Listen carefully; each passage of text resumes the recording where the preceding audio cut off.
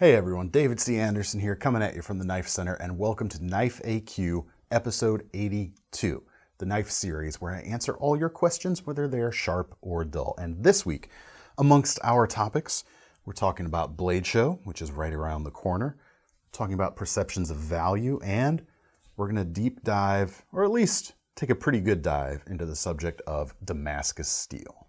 Let's get into it. All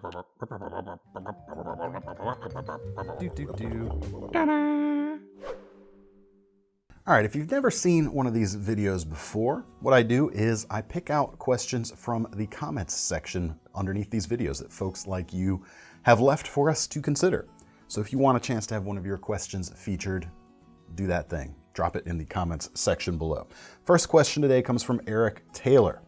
I have a request regarding Damascus. I'm looking to buy a folder with a Damascus blade and would like to know your opinion on makes and models that provide quality at a budget. My limit would be about $175, and an introduction to different patterns, Damascus patterns, would also be appreciated. Sure thing.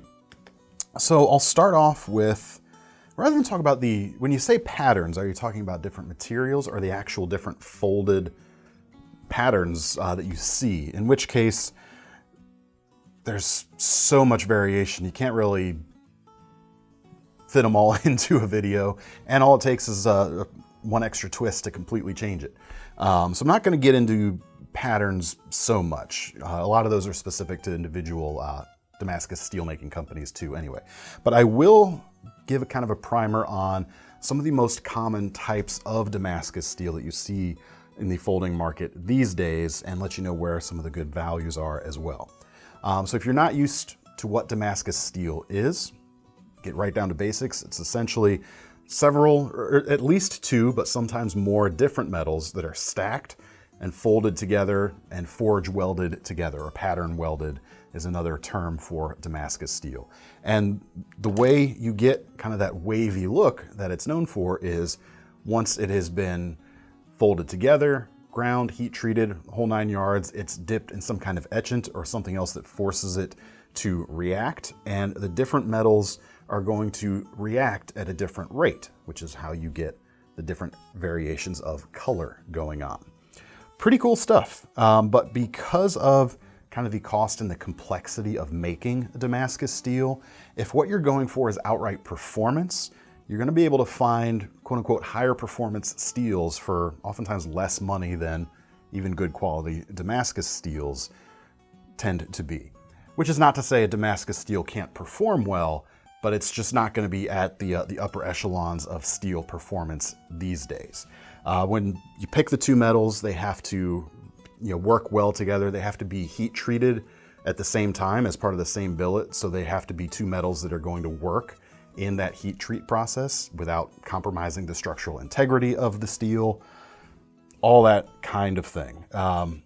As such, you're kind of going to see some similarities of materials used fairly often on most of the commonly available Damascus steels on the market right now. But let's get into some of those. The first, we'll start on the more affordable end of the spectrum. This Kershaw leak uses Alabama Damascus, which is a carbon steel Damascus. It's not a stainless blade, using 5160, 52100, and 15N20 as its primary steel elements. Now, every one of these Damascus steels is going to have other elements that go into making the pattern, but don't really go into what the performance of the steel is. So I'm kind of going to gloss over those a little bit. Somewhat unimportant in terms of understanding the capabilities of the blade. So with those three steels, they're all tough carbon steels, and you're going to get that on here. Not really an edge retention champ, but with something with a very thin edge, like on this leak, that extra toughness can certainly come in handy. Now this particular leak is not exactly cheap. It's about $118, $117 right now. But you can find it on some less expensive knives. A lot of Bear & Son Damascus products use Alabama Damascus as well, and a lot of stuff in that price range too. So if you're going for most affordable, Alabama Damascus is typically going to be the best bet, so to speak. Moving up, some other good relatively affordable Damascus steels, we got to talk about Civivi and their proprietary Damascus, which uses as its main kind of performance alloy 9CR18 MOV, which metallurgically is 440C. If you're familiar with that, that's the level of performance you should more or less expect from this type of steel. And they actually don't publish the other elements they use apart from the 9CR. They say it's proprietary and they don't want to kind of reveal their secrets, so to speak. But good basic performance, solid basic performance with something like a 440C level of steel. And we'll take just a minute right now. This is an Elijah Isham design, the Civivi Anthropo. Real sad to hear what happened to Elijah recently. Hope he rests in peace. Hope he finds peace now. Sorry to see you go, man. Very cool knife. It's cool you can still kind of get your hands on some of his cool things right there. But that's Civivi's Damascus Steel. I would encourage you to check that out. I think that's a good option. VG10 Damascus. This, I think, for you, Eric, would probably be a real good sweet spot for you to be looking. With your considered budget, looking for a decent amount of performance. This right here is a Ray Laconico design. This is the Centauri from Artisan Cutlery, and it has a VG10 based Damascus, which VG10 should give you a little bit of a bump up in performance and edge holding from that 440C. Price-wise, you'll find this stuff across a pretty broad range of stuff, actually. This one right here, this KnifeCenter exclusive with Pack-A-Wood handle scales, comes in about 120 bucks. You can get some for a little bit less. You can get some for a lot more than that too. But to me, this feels like a really good sweet spot. And any of the Artisan or CJRB stuff, I think, is a great place to start if you're looking for suggestions of a good, reputable brand to explore for this type of steel. And again, at the price points you're looking as well.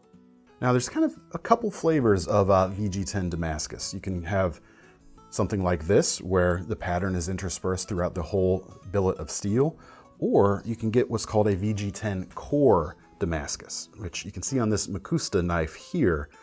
You can see right there at the edge, you have a solid color. You don't have the wavy pattern typical of Damascus. And that's because in these sorts of cases, you've got that solid core of VG10 and Damascus cladding on either side. So it's 3 layers of material, and it just so happens that the outer 2 layers on this are comprised of several other layers as well.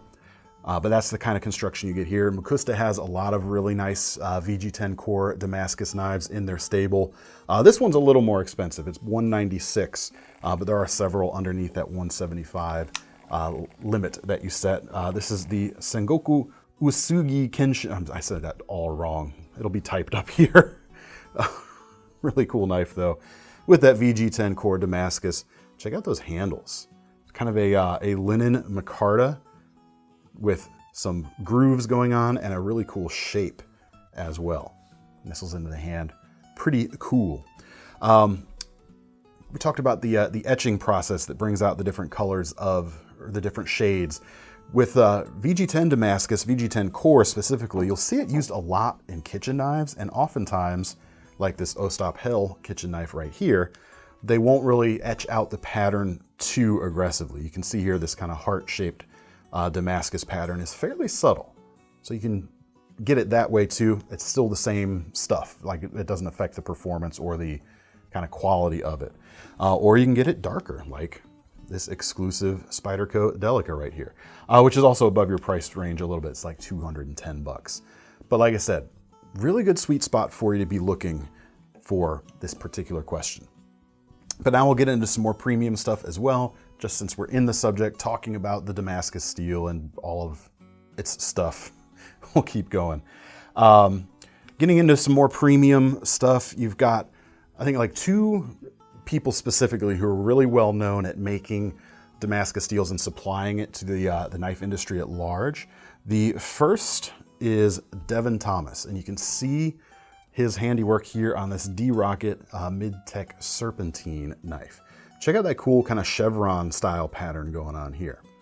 Now he makes several different types of Damascus. He makes a carbon steel version, which typically uses 01 steel and 15N20, which is a steel that Alabama Damascus used there at the beginning.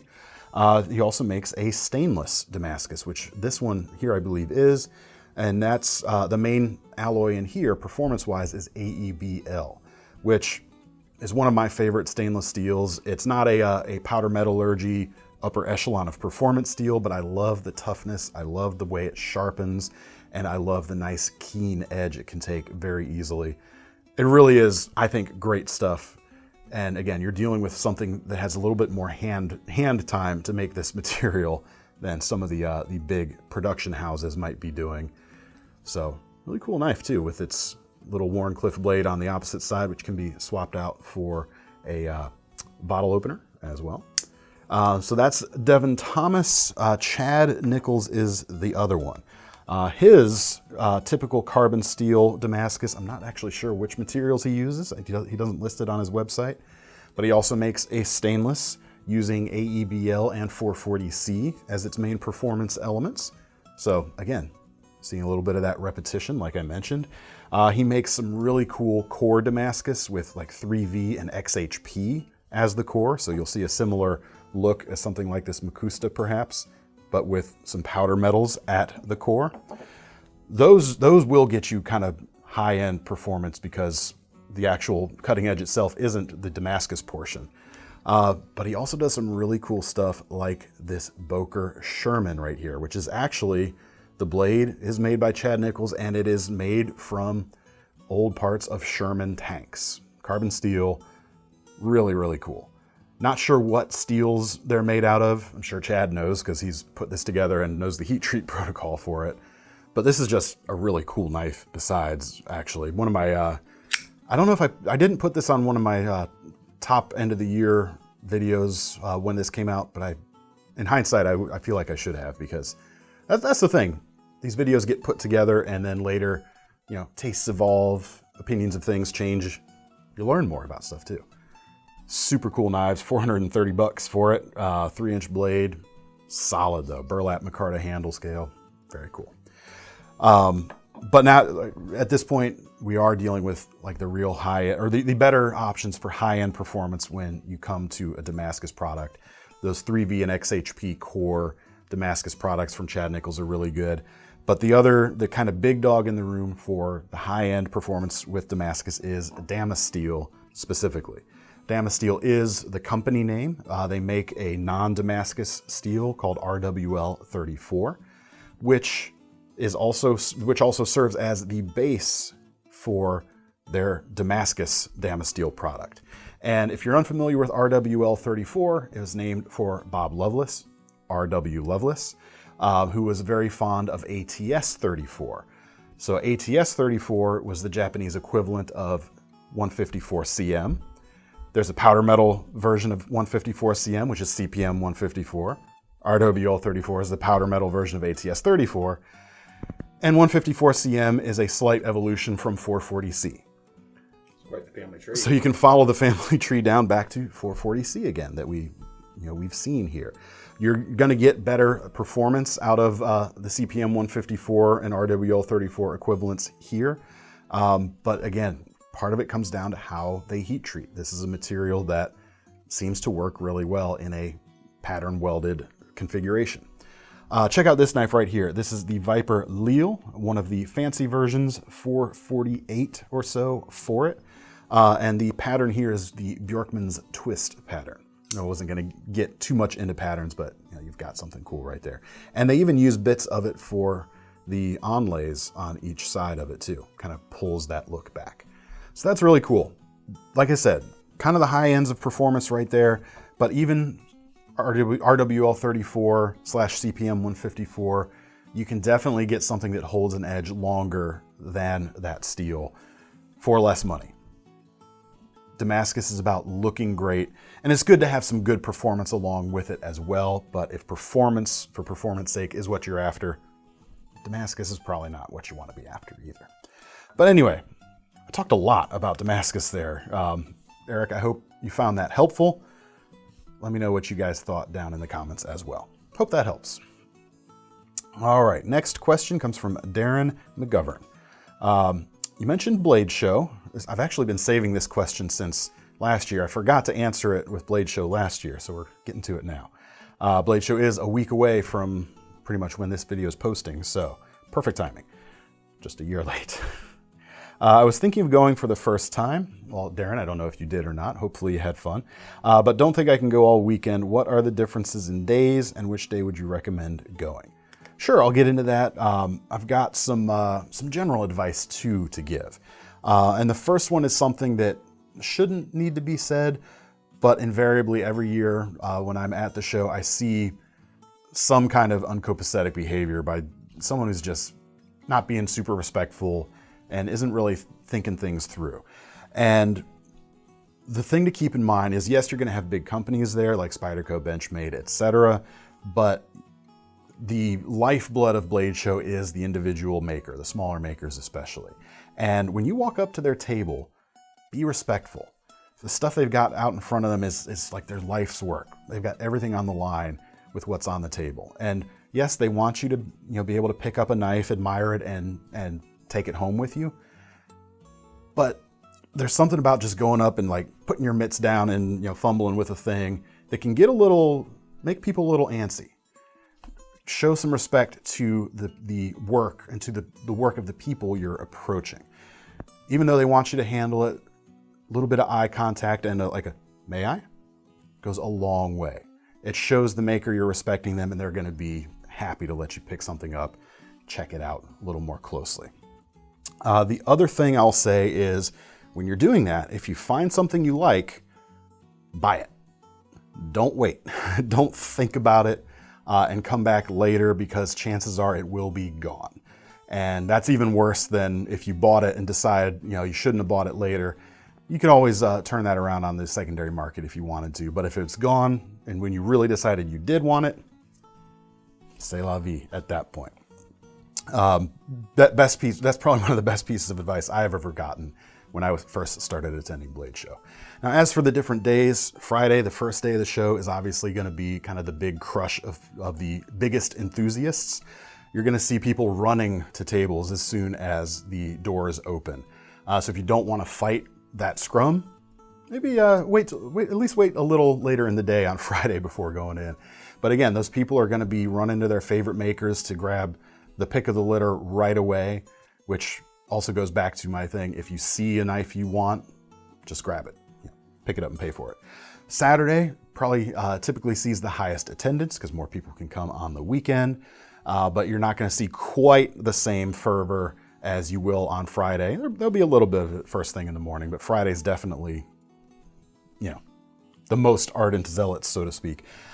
Sunday is the day for deals. If you're looking for something to, that you can get a good deal on, if you can make a cash offer on something, and cash is king all weekend for sure.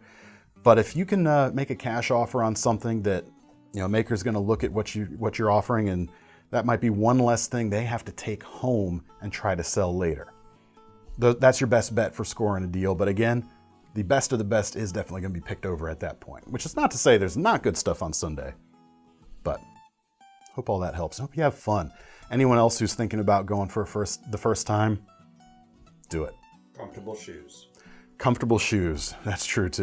You're going to be on your feet a lot. And they do put carpeting down on the show floor, but it's concrete underneath. It's not great.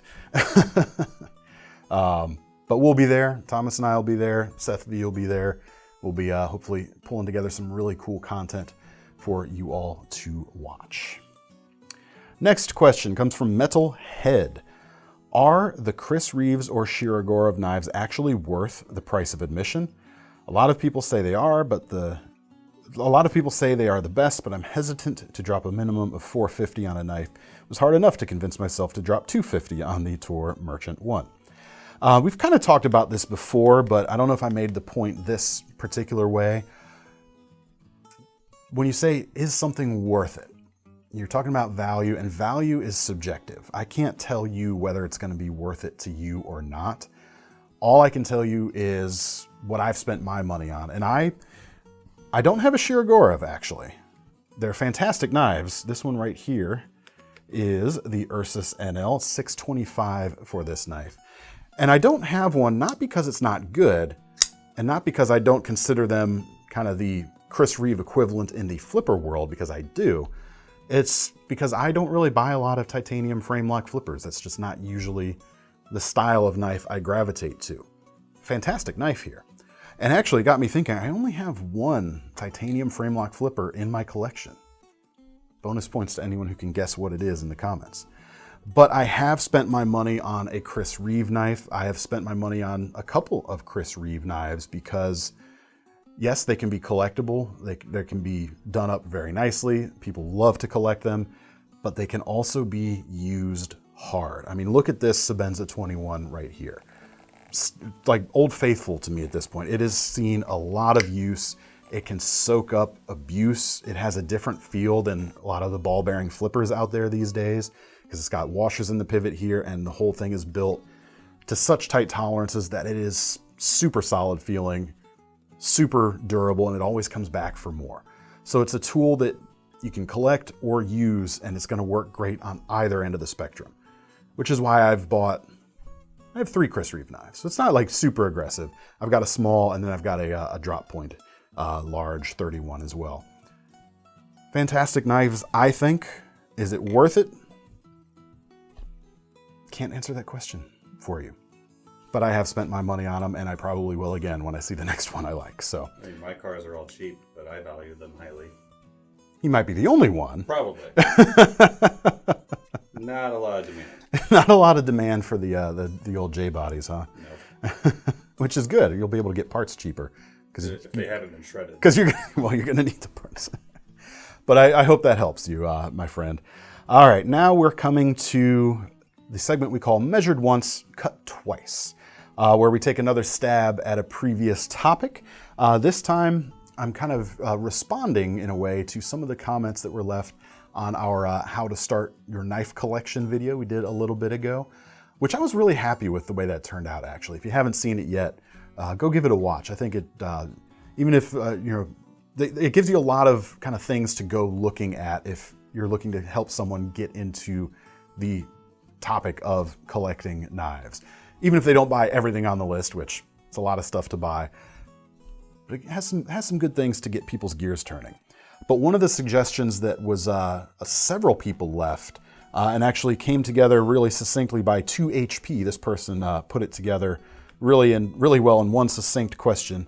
I would put at least one balisong and one automatic knife on the list, and if broad exposure is your intent, a karambit as well. There's a specific reason, actually, I did not include any of those 3 things in that particular video. That being, depending on where you are in the country, those 3 styles of knives can pose some of the biggest kind of compliance and legal headaches, so to speak. The karambits with the finger rings can get you into trouble certain places. Unfairly so, I would definitely agree, but still reality. Balisongs, some places also poo-poo those, and automatics especially, even though it's a lot better than it was even 5 years ago, there's still places where that's just not a good way to go.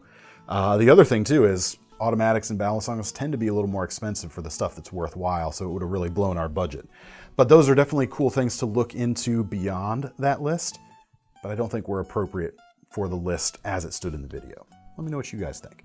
I did also mention, we came in at like 451 or so bucks. We had like $8 left in our $500 budget. I said to get some microfiber cloths and some oil, right? Did I say oil? I think so. The one thing I should have mentioned that I left out, get yourself a good T6 and a T8 Torx bit. And then for sure, you'll be able to take care of everything on that table, on that list. It might be like a 510 at that point, maybe, depending on what you get. I liked that video. I think it was really solid. Anyway, now we come to the lightning round for today. First one, Dylan Lay. What are good knives or blade shapes for cutting a lot of zip ties? I'm a big fan of like the S-shaped or hawkbill shaped blades where you have the kind of hook at the end, like on this MKM Isanzo right here, because you can get in under that zip tie and lever up.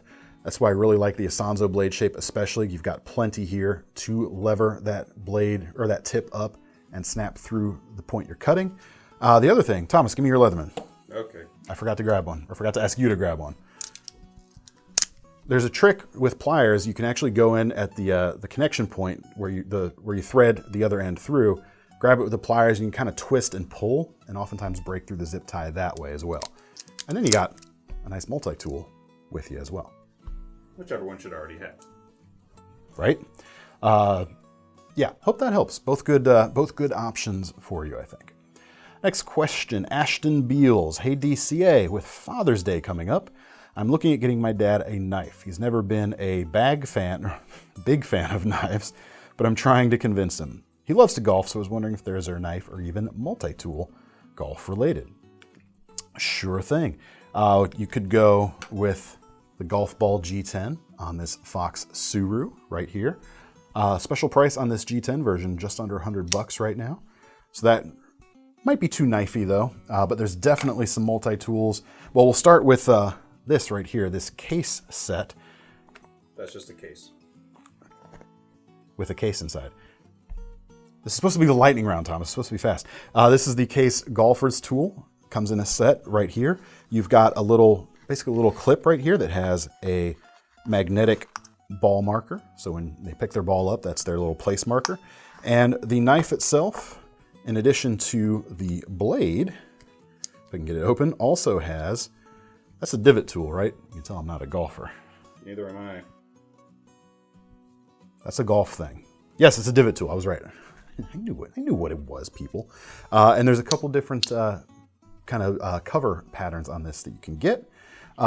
Price on this set right here, $70.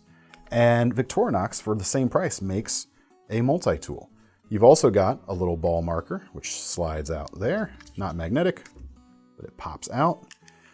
You've got a divot tool with the sliding golf ball button, essentially. And then you've got some selection of multi-tool stuff. You've got a blade, a scissors, and more golf stuff. Whatever that is.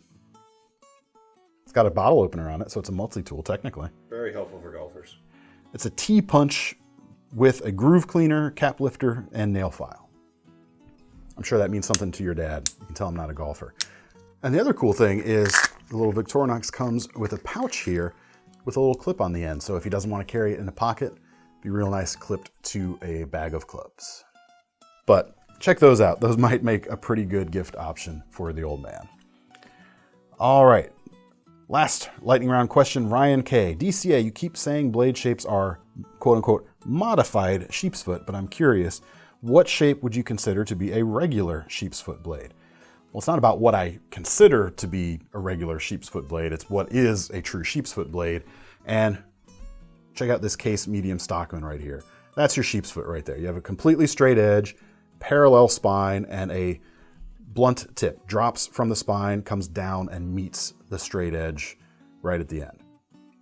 That's a sheepsfoot. If it's got some belly to it, then I start calling it a modified sheepsfoot. If the spine angles down just a little bit, if it's still a straight edge, but it tapers just a little bit in a continuous straight line so that the tip is narrower, but you still have that blunted tip, that would be a lamb's foot blade. There you go. Hope that helps.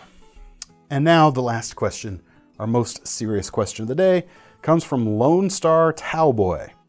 Does the Carcass Splitter, parentheses, large model, come with a reversible clip?